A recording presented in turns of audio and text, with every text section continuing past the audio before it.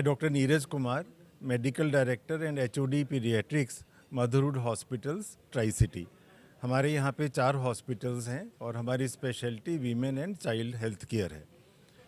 आज हमने ये first edition tri city paediatric super speciality conference की है। जैसे हम सबको पता है कि एडल्ट्स में अलग अलग सुपर स्पेशलिटी होती है।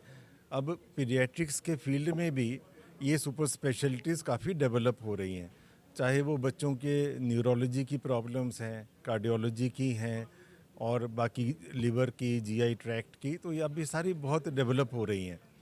और एक जनरल प्रैक्टिशनर जो जनरल पीडियाट्रिशियन है, उसके लिए ये सारी डेवलपमेंट्स को नॉलेज रखना और उसको अपने पेशेंट्स के लिए यूज़ करना बड़ा मुश्किल हो जाता है। तो हमारा इस कॉन्फ्रेंस का एम ये है कि जो सुपर स्पेशलिस्ट हैं वो अपने एक्सपीरियंस से जो डेवलपमेंट्स हुई हैं उसके बारे में सिंपल लैंग्वेज में पेशेंट की केयर कैसे बेटर कर सकते हैं वो जनरल पीडियाट्रिशियंस को बताएं। तो इसमें हमारा एक पैनल है जो न्यूरोलॉजी प्रॉब्लम्स को डिस्कस करेगा, एक है जो बच्चों के इंटेंसिव केयर आईसीयू को डिस्कस करेगा, एक इन्फेक्शंस को डिस्कस करेगा और एक वैक्सीनेशन के बारे में डिस्कस करेगा। सेकंड जो है पब्लिक के पॉइंट ऑफ व्यू से मैं बताना चाहूँगा कि वैक्सीनेशन जो कि हम सब बच्चों को अपने लगाते हैं, उसमें एक न्यू अब अवेलेबल हुई है जिसको RSV वैक्सीन या उसकी इम्यूनोग्लोबुलिन कहते हैं। RSV जो है एक तरह का वायरस है जो लेस देन 1 ईयर के बच्चों में रेस्पिरेटरी इन्फेक्शंस का, इंक्लूडिंग निमोनिया और बाकी जो लंग्स की डिजीज़ हैं, उसका सबसे कॉमन कारण माना जाता है।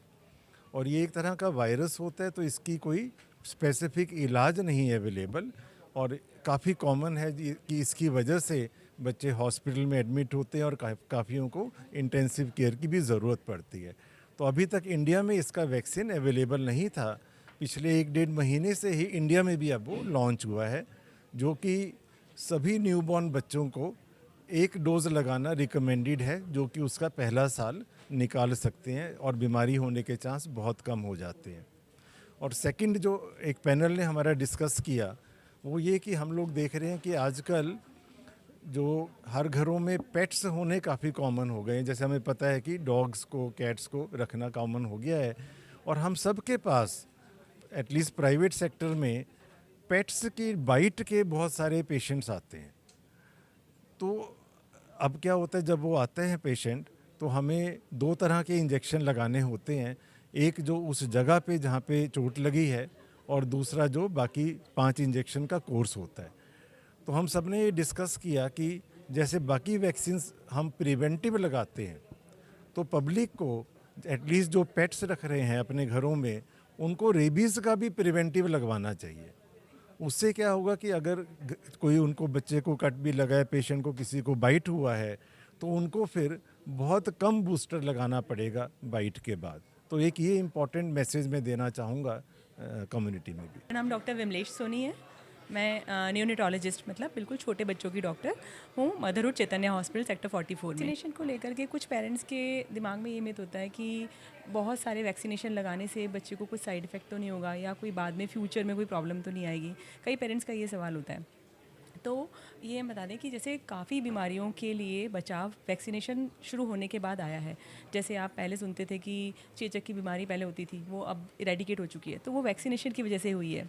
इसी तरह से पोलियो के पहले कितने केसेस आते थे जो वैक्सीनेशन की वजह से ही, अभी इरेडिकेट तो नहीं बोलेंगे पर हाँ एलिमिनेट, मतलब काफ़ी हद तक कम हो गई कि हम न्यू केसेस हमें पोलियो के देखने को सुनने नहीं मिलते हैं।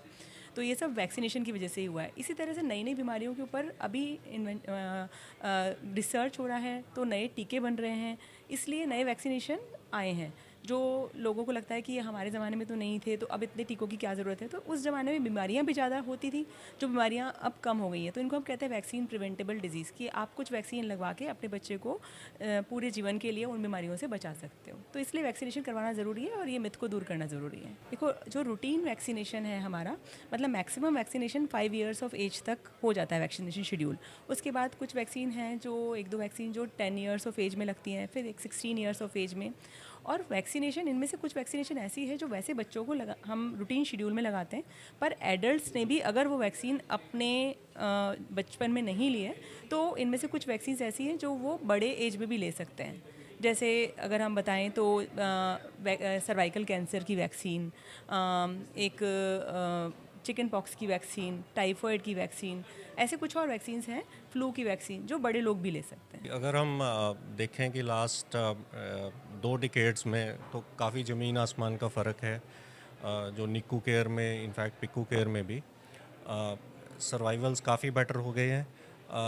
जो एक इंटैक्ट सर्वाइवल की बात करते हैं हम कि हाँ, बच्चा अगर सर्वाइव करे तो उसमें कोई लॉन्ग टर्म डिसेबिलिटीज़ ना हो, वो काफ़ी हद तक रिज़ल्ट्स बेटर हुए हैं।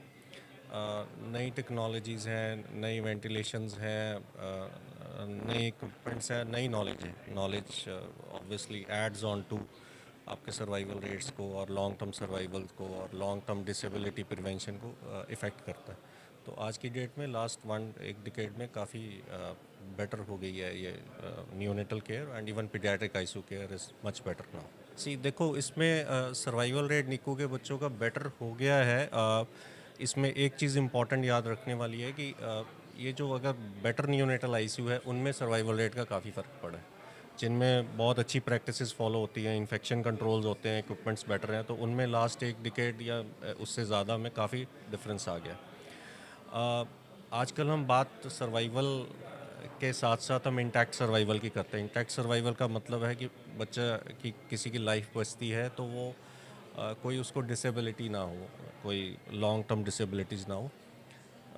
आज की डेट में अगर बहुत छोटे बच्चे भी पैदा होते हैं, कोई 26 हफ्ते, 27 हफ्ते, 28 हफ्ते, इनका सर्वाइवल भी आम हो गया है ना। सो ऐसे में what we have seen is कि इंटैक्ट सर्वाइवल के चांसेस काफ़ी हद तक काफ़ी इम्प्रूव हो गए हैं। मोर देन 90% बच्चे बिल्कुल ठीक ठाक बड़े होते हैं।